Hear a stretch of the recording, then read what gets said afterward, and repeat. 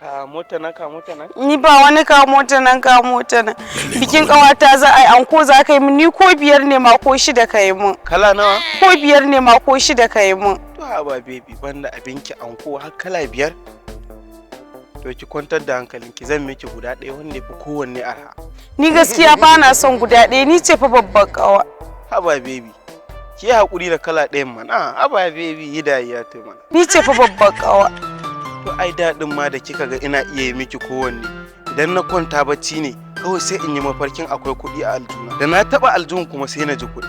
Yanzu ko na yi bacci ma ba na iya yin mafarkin bare na tashi na ji kuɗin a aljuna.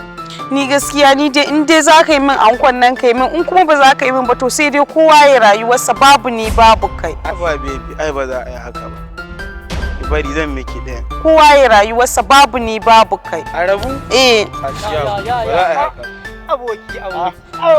Kai ne normal. Ya jama'a. Wallahi alhamdulillah. Ana ka buya. Aboki na kai dai ka bari kawai. Kai da yar guda ɗaya ne. Ni da ita ne.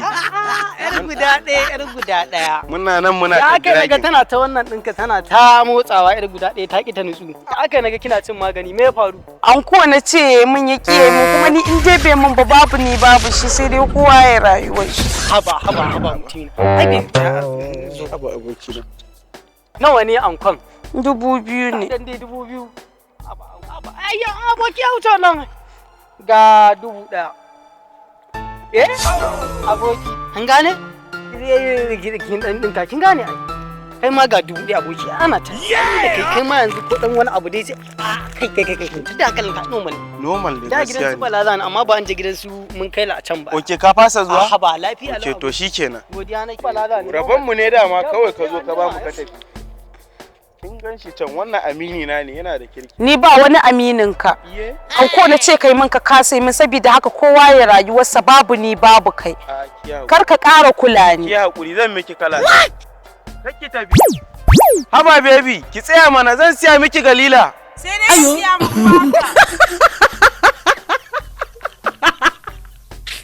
Domin samun farin ciki da nishaɗi, ku kasance da mu a YouTube channel ɗinmu mai suna Usama Kowa Naka.